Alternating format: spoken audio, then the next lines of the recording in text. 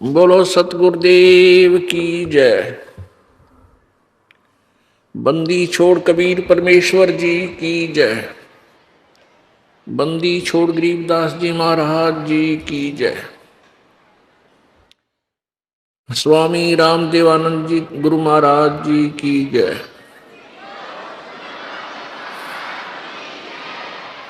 सर्व संतों की जय, सर्व भक्तों की जय, धर्मी पुरुषों की जय, श्री काशी धाम की जय,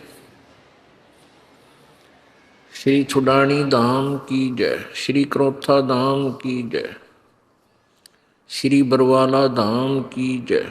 सत साहिब गरीब नमो नमो सतपुरुष को नमस्कार गुरु की नहीं। सुर नर मुनि जन साधुआ संतों सर्वसदी नहीं।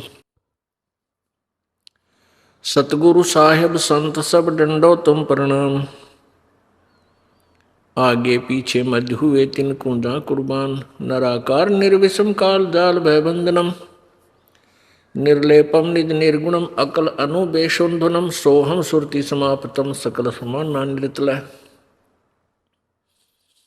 उज्ज्वल हिरंबर हरदमम बेपरवा अथाह वार पार नहीं मज्जतम। ग्रीब जो सुमरै सिद्ध होई गणनायक गलता ना। करो अनुग्रह सोई पारस पद परवाना। आदि गणेश मनाऊं गणनायक देवन देवा। चरण कमल लो लाऊं आदंत करूं सेवा। परम शक्ति संगीतम रिद्धि सिद्धिदाता सोई। अवगत गुण अतीतम सत्य पुरुष निर्मोही। जगदम्बा जगदीशम मंगल रूप मुरारी। तन मन अर्पों शीशम भक्ति मुक्ति भंडारी। सुर नर मुनि जन ध्यावे ब्रह्मा विष्णु महेशा। शेष सहस मुख गावे पूज्य आदि गणेशा। इंद्र कुबेर सरीखा वरुण धर्म राय ध्यावे। समर्थ जीवन जी का मन इच्छा फल पावे। 33 कोटि अधारा ध्यावे से 88। उतरे भव जल पारा कट है यम की फांसी। 33 कोटि अधारा ध्यावे से 88। उतरे भव जल पारा कट है यम की फांसी। कर जोरूं विनती करूं धरूं चरण पर शीश। गुरु जी राम देवानंद जी महाराज ने दियो नाम बख्शीश। कोटि कोटि सिजदा करूं कोटि कोटि प्रणाम। चरण कमल में राखियो मैं बांधी जाऊं गुलाम। कुत्ता तेरे दरबार का मोतिया मेरा नाम। गले प्रेम की जेवड़ी जांखें चोवा जाऊं।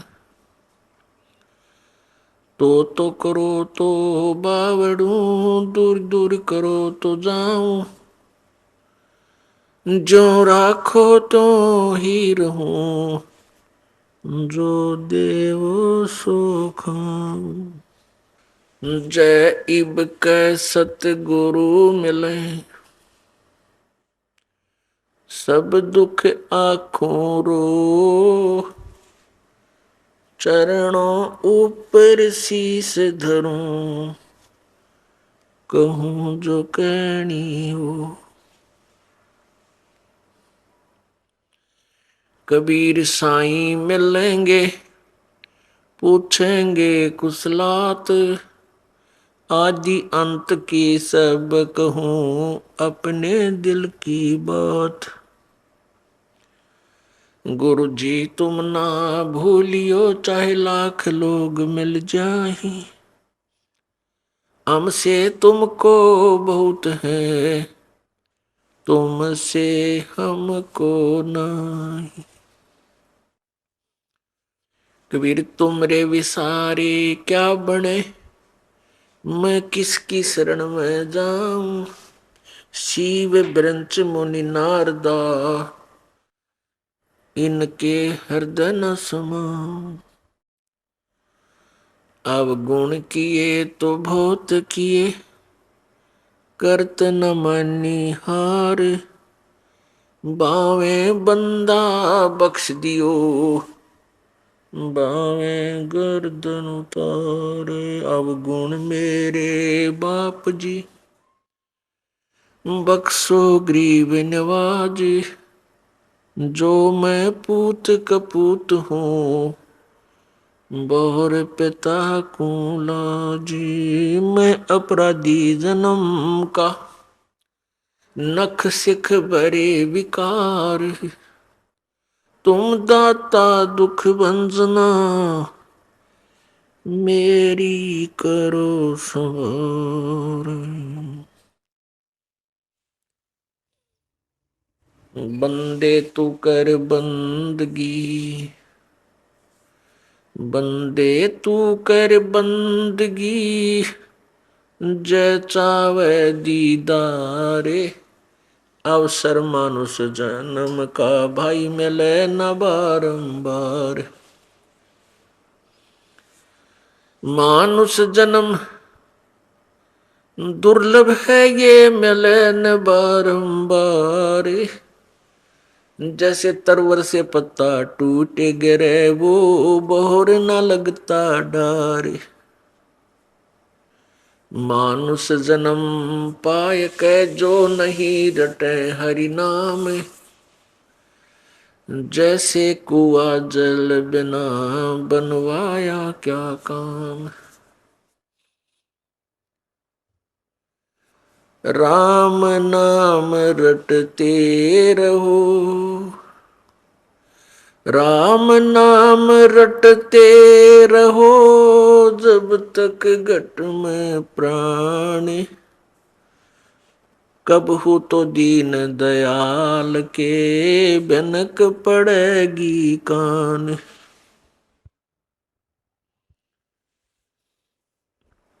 कबीर लूट सको तो लूटियो, राम नाम की लूट। पीछे फिर पछताओगे, हे प्राण जाएंगे छूट। नहीं भरोसा देह का, ये विंस जावे छन माही। श्वास उश्वास में नाम जपो हो, और यतन कछु नाही। कबीर श्वास उश्वास में नाम जपो, व्यर्थ श्वास मत खो। न जाने इस श्वास को, आवण हो के न हो। वो पृथ्वीपति चकवे गए, जिनके चकर चलंत।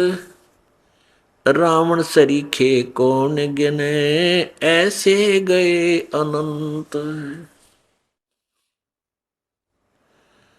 वो मर्द गर्द में मिल गए, रावण से रणधीर। कंस के सी चाणूर से, वो हिरण्यकशिपु बलबीर।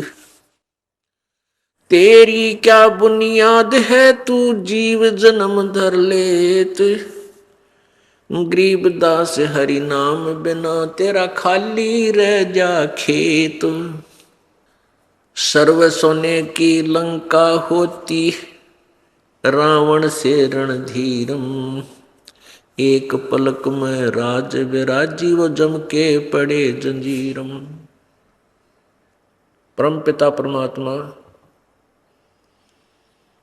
सर्व सृष्टि रचनहार कुल मालिक कबीर देव कबीर परमेश्वर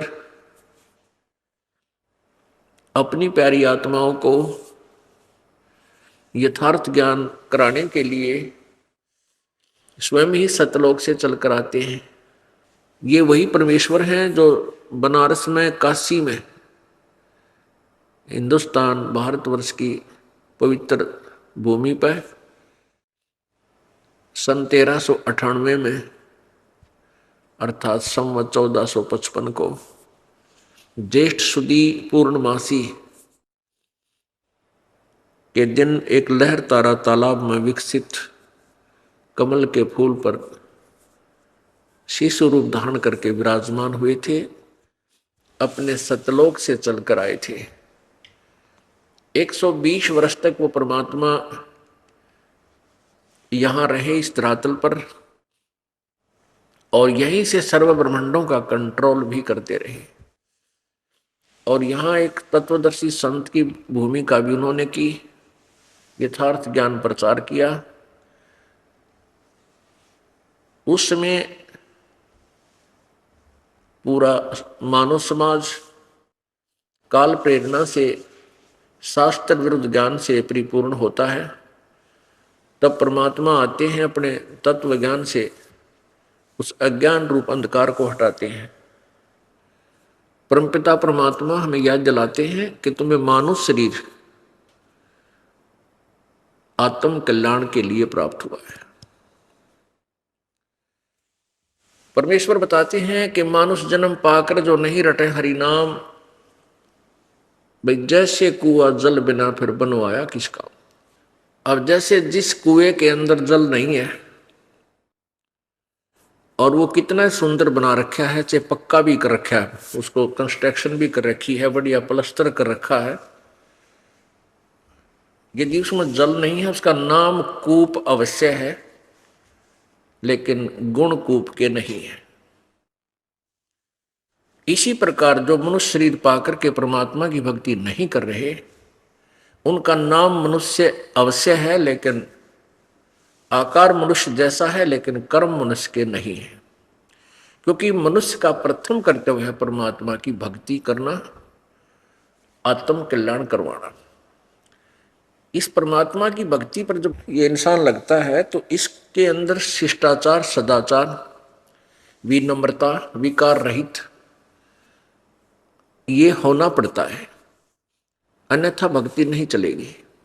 तो इस भक्ति से, परमात्मा की यथार्थ साधना से ही ये मानव इंसान के गुणों युक्त होता है।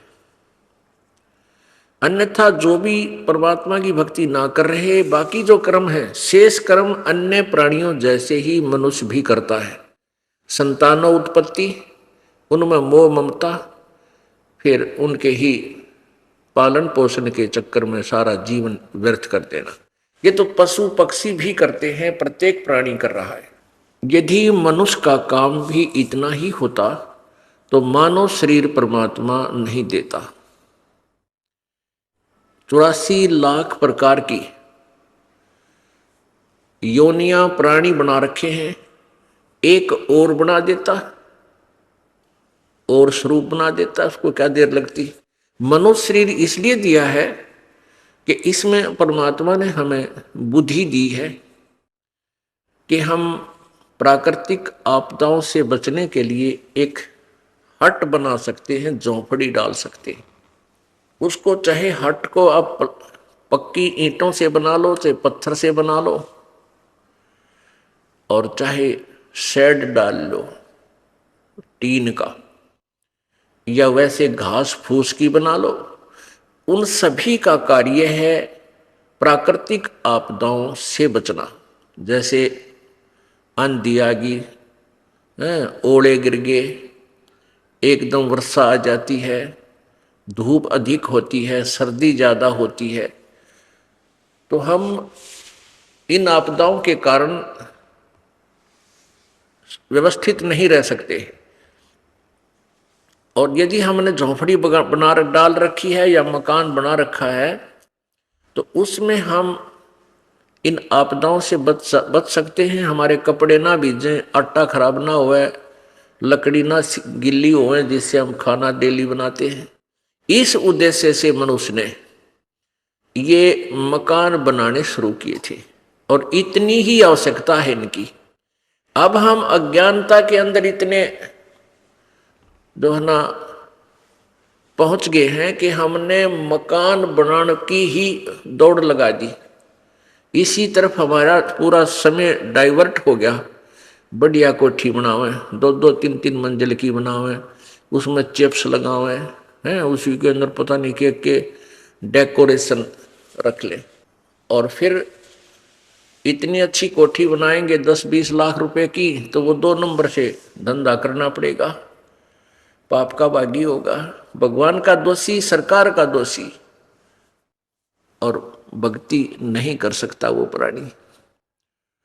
ठीक है, परमात्मा ने आपके भाग्य में आपके पूर्व जन्म का किया हुआ पुण्य दिया हुआ है, उससे आपके पास पैसा भी है तो मकान बना लीजिए, जैसा भी आपका पॉकेट अलाउ करता है बना लीजिए। लेकिन फिर एक कोठी बन गई, फिर दूसरी बना ले, फिर तीसरी बना ले, हैं, कोई बात हो या?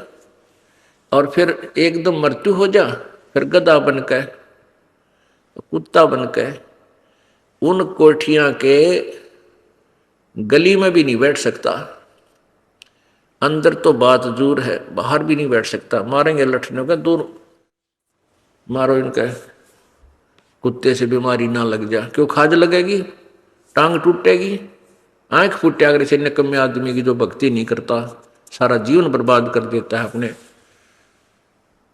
इस माया के जोड़ में। तो पुण्यात्माओं, ये बातें जो परमात्मा हमें याद दिलाते हैं अपने पवित्र वाणी के माध्यम से, परमात्मा कहते हैं कि ये बातें कहन सुन की नहीं है, ये कर पाड़ने की है। ये हमने सुना दिया, आपना अच्छी लगी, अच्छी लगी तो आप आगे सुनाने लगे, नहीं आगे सुनाओ अवश्य, लेकिन स्वयं अमल करो पहले, उसके बाद दूसरे पे आपकी बात का असर होगा, नहीं तो कोई प्रभाव नहीं पड़ेगा, आप भी अपना जीवन व्यर्थ करोगे। तो क्या बताते हैं परमात्मा के, मानुष जन्म पाके जो नहीं रटे हरि नाम, और जैसे कुआ जल बिना फिर बनवाया किस काम। मानुष जन्म दुर्लभ है, ये मिले न बारंबार, जैसे तरवर से पत्ता टूट जा वो बहुर न लगता डार। अब जैसे आज आप एक परिवार रूपी आपका एक पेड़ है, आप उसके पत्ते हैं, और एक पत्ता गिर गया टूट के, वो पुनः स्थापित नहीं हो सकता उसी डार पर।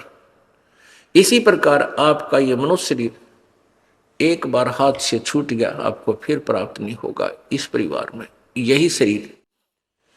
अब कहने का भाव ये है कि हमारा यहां पर अस्थायी ठिकाना है, और इसका ये भी नहीं मालूम ये है कितने दिन का। ठीक है, हम अप्रोक्सीमेशन लाके, अंदाजा सा लाकर जी रहे हैं कि 100 वर्ष तो आदमी जी ही जाता है। अब 80, 70, 80 साल के बाद तो ये शरीर जी आपकी जान का झाड़ हो जाएगा, यो जियो चाहे मरो एक जैसा स्थिति में आ जाता है। तो 50, 60, 70 साल तक इसका जीवन है, और उसका न्यू भी ना पता पहले कब टिकट कट जा, ना जाने कब और किस कारण से ये मृत्यु शरीर संसार त्याग कर चला जाए।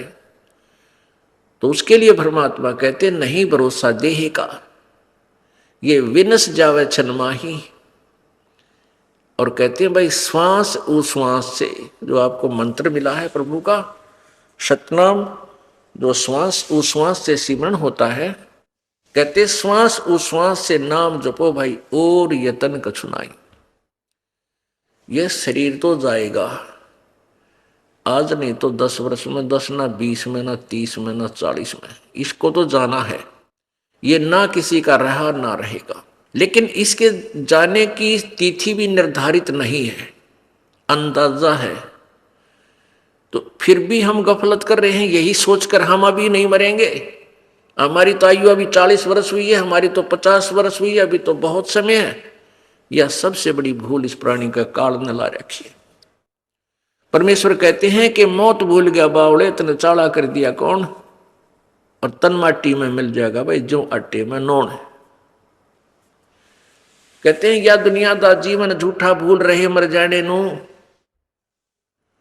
इस दुनिया का ये जीवन झूठा है, व्यर्थ है, इसका नहीं पता कब समाप्त हो जाए, और भूल गए मर जाने नू, यानी मौत भूल गए।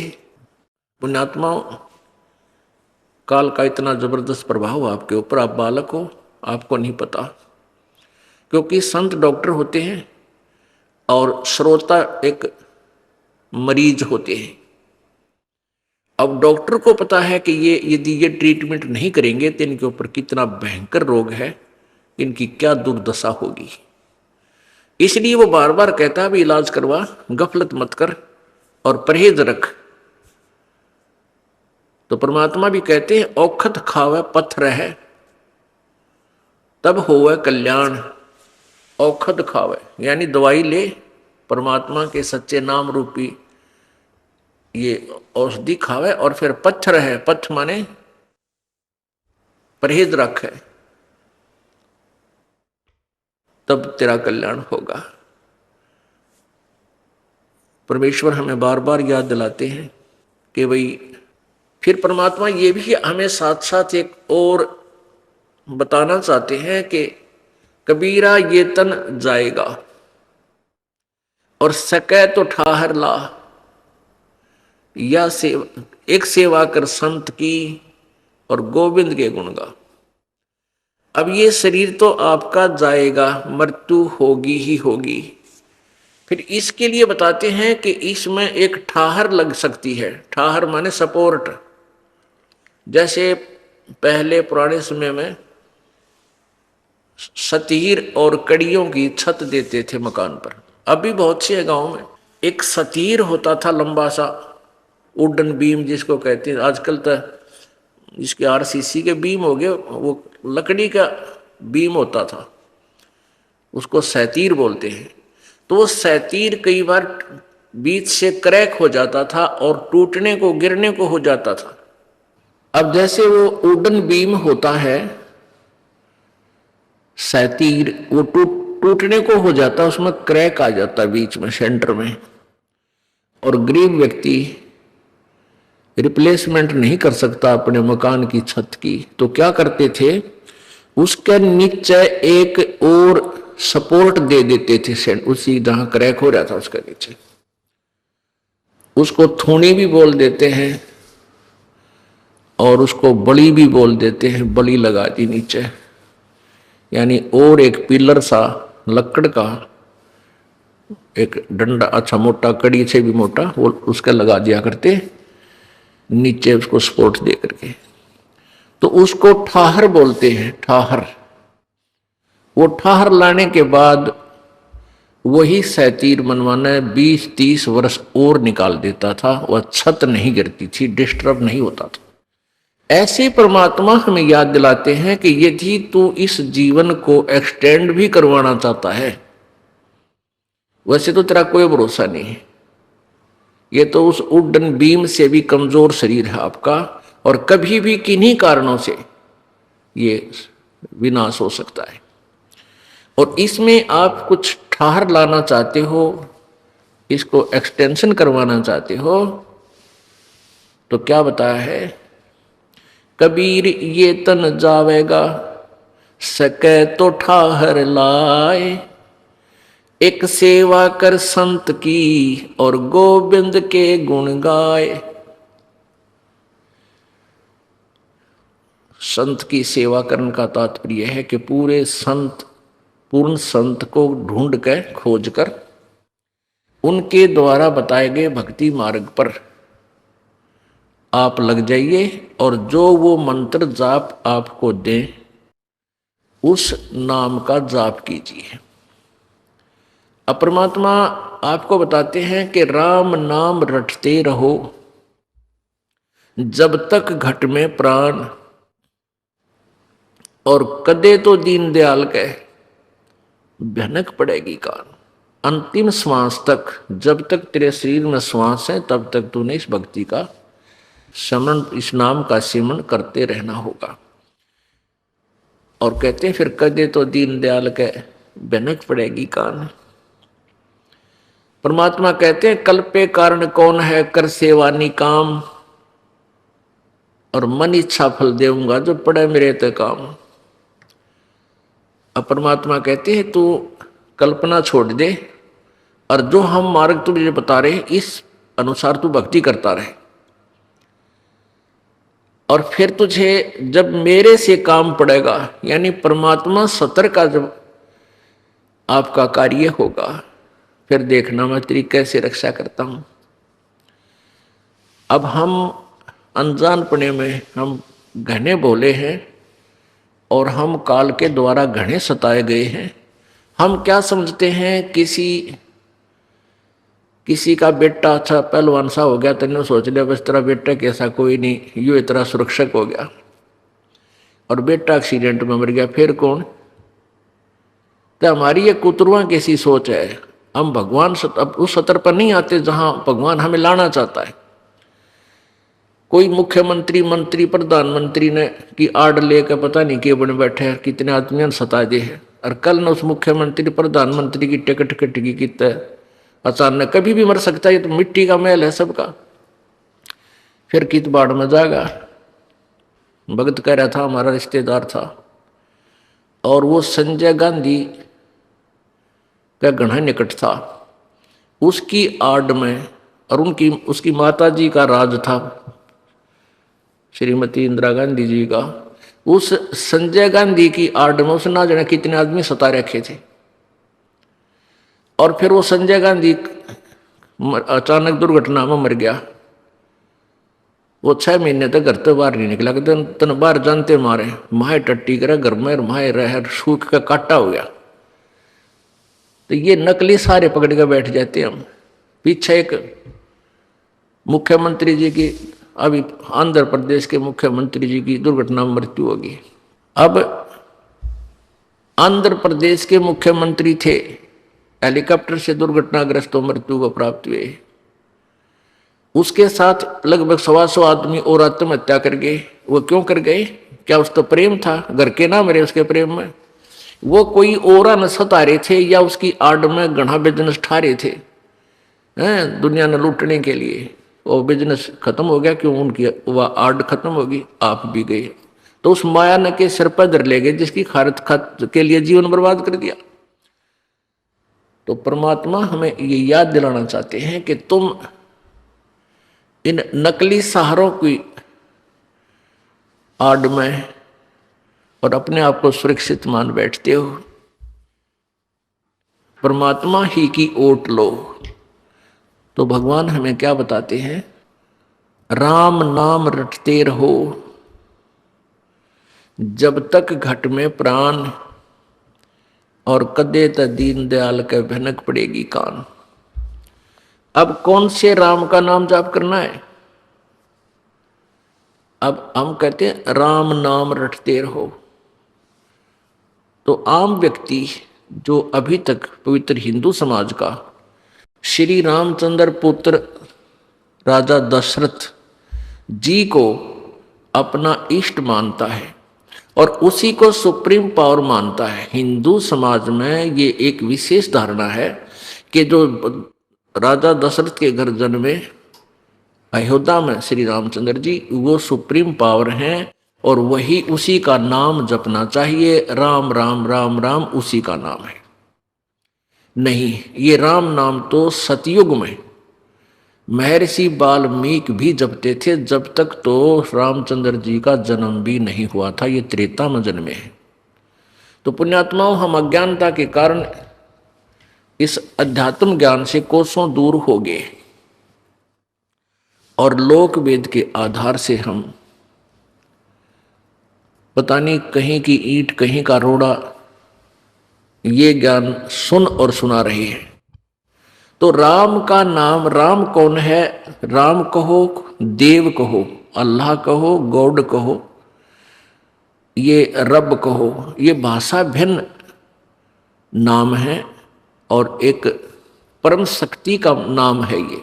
अब पहले हम राम की परिभाषा बताते हैं। हम परमेश्वर की परिभाषा से, प्रभु की परिभाषा से भी परिचित नहीं है, इसलिए हम ठीक दिशा नहीं प्राप्त कर पा रहे। राम का अर्थ है वो शक्ति जो सबका कंट्रोल करती है, वो पावर जो सबका कंट्रोलर है, सबका उत्पत्ति करता है। जैसे पवित्र श्रीमद् भगवत गीता जी अध्याय नंबर 15 के श्लोक नंबर 16-17 में तीन पुरुष बताए हैं। एक सरपुरुष, एक अक्षर पुरुष और एक परम अक्षर पुरुष यानी उत्तम पुरुष। एक तो अक्षर पुरुष, सरपुरुष का अर्थ होता है नासवान प्रभु, पुरुष माने प्रभु। अब परमात्मा पुरुष जैसा है, मनुष्य जैसा ही प्रभु है, इसलिए पुरुष का अर्थ प्रभु भी है और मनुष्य को भी पुरुष बोल देते हैं। क्योंकि हम परमात्मा के ही नाम पर अपने नाम रखते हैं, जैसे रामचंद्र रख लिया, कृष्ण रख लिया। तो इस तरह वो राम अलग हैं जिनके आधार से हम प्रभावित होकर अपने नाम रखते हैं। तो पुरुष माने, पुरुष मीन प्रभु। तो एक उत्तम पुरुष तो अन्य है, अर्थात सरपुरुष और अक्षर पुरुष से जो श्रेष्ठ परमात्मा है वो तो कोई और है। वही परमात्मा कहलाता है, वही तीनों लोकों में प्रवेश करके सबका धारण पोषण करता है। वो अव्यय ईश्वर अविनाशी परमात्मा है। अब इसको समझने के लिए छोटा सा उदाहरण आपको बताएंगे। जैसे आप किसी एक स्टेट से शुरू कीजिए या किसी विभाग से शुरू कीजिए, जैसे पुलिस विभाग है, उसमें सिपाही लगता है, फिर हवलदार साहब, और फिर एएसआई साहब, फिर एसएचओ साहब, और फिर वही डीएसपी साहब, फिर एसपी साहब, आईजी साहब, और फिर डीजी साहब, फिर गृह मंत्री साहब, फिर मुख्यमंत्री साहब, और फिर प्रधानमंत्री साहब और राष्ट्रपति साहब।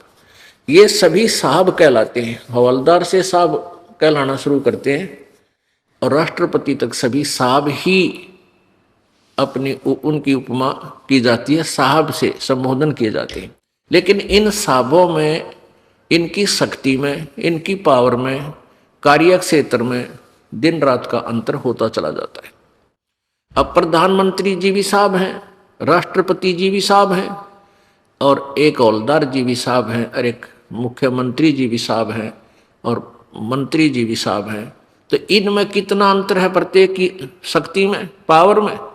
ऐसे ही देव शब्द, प्रभु कहो, देव कहो, राम कहो, मालिक कहो, स्वामी कहो, पति कहो, ये शब्द है। अब परमेश्वर क्यों कहना पड़ा? जैसे ईश कहो, ईश्वर कहो, चाहे परमेश्वर कहो, लेकिन ईश ही शब्द सफिशिएंट था। ईश कहो, चाहे राम कहो, देव कहो, ये बहुत ही, ये एक ही नाम काफी है, बहुत है, सफिशिएंट है, पर्याप्त है प्रभु की परिभाषा के लिए। लेकिन ये साहब गणे हो गए। अब जैसे ब्रह्मा विष्णु महेश, ये भी साहब हैं। ये एक ब्रह्मांड में एक एक विभाग के साहब हैं, मालिक हैं, प्रभु हैं, स्वामी हैं। रजोगुण विभाग के ब्रह्मा जी, सतोगुण विभाग के विष्णु जी, तमोगुण विभाग के शिव जी। ये एक ब्रह्मांड में और केवल 3 लोकों में, पृथ्वी लोक, एक पाताल लोक, ऊपर स्वर्ग लोक, इन 3 लोकों के प्राणियों के ऊपर ये स्वामी हैं, एक विभागीय मंत्री हैं। इनके पिताजी अर्थात ब्रह्म ज्योति निरंजन कहो, इसे सरपुरुष कहो, जो गीता जी अध्याय नंबर 15 के श्लोक नंबर 16 में 2 प्रभु बताए हैं, 2 पुरुष बताए हैं, एक सरपुरुष एक अक्षर पुरुष। तो इनके पिता जो सरपुरुष यानी ब्रह्म है, वो 21 ब्रह्मांड का मालिक है, स्वामी है, राम है, देव है, और उस प्रत्येक ब्रह्मांड में ये as a chief minister role करता है। समझने के लिए इतना शब्द। और इसके 3 पुत्र यहाँ के एक कैबिनेट सत्र के मिनिस्टर होते हैं, ये समझो। और बाकी 33 करोड़ देवता वो अलग अलग उनके और विभाग दे रखे हैं। अब जैसे एक विधानसभा में, जैसे हरियाणा की विधानसभा में 90 एमएलए की सीट है, ये फिक्स्ड है, ऐसे ही 33 करोड़ देवताओं की फीस, ये सीट फिक्स है। इतने ये देवता बनते ही बनते हैं और ये मरते रहते हैं, दूसरे उस योग्य होते हैं, उनको उस पद पर विराजमान कर दिया जाता है। ये भी नासवान है। ब्रह्मा विष्णु महेश एक विभाग में केवल एक विभागीय मंत्री हैं, और इनके पिता जो ब्रह्म हैं वो 21 ब्रह्मांड में राम हैं, 21 ब्रह्मांड के स्वामी हैं। और जो गीता जी अध्याय नंबर 15 के श्लोक 16 में जो दो पुरुषों में से जो अक्षर पुरुष है, ये परब्रह्म समझो, अक्षर पुरुष को परब्रह्म भी बोलते हैं। एक ब्रह्म, एक नेक्स्ट ब्रह्म, इससे दूसरा ब्रह्म। तो उसके 7 शंख ब्रह्मांड हैं, 7 शंख, जैसे गणित के हिसाब से करते हैं, लाख, 10 लाख, करोड़, अरब, खरब, ऐसे। फिर नील, पद्म, शंख, 7 शंख ब्रह्मांड का वो स्वामी है। इसकी आयु बहुत ज्यादा है, इसलिए इसको अविनाशी यानी चिरस्थायी कह सकते हैं। अक्षर पुरुष यहां पर जो शब्द है गीता जी अध्याय नंबर 15 के श्लोक नंबर 16 में दो पुरुष जो बताए, अक्षर पुरुष यानी नासवान प्रभु और अक्षर पुरुष अविनाशी प्रभु। अक्षर का अर्थ होता है जिसका नाश ना हो, जो क्षर ना हो, लेकिन यहां इसमें इसको चिरस्थायी कह सकते हैं, वास्तव में अविनाशी नहीं। अक्षर पुरुष अवश्य इसके संज्ञा लगाई है, उपमा लगाई है, लेकिन ये अविनाशी नहीं है, क्योंकि 15वें अध्याय के 17वें श्लोक में तुरंत इसको स्पष्ट किया है कि उत्तम पुरुष है तो अन्य, और परमात्मा इति उदारते।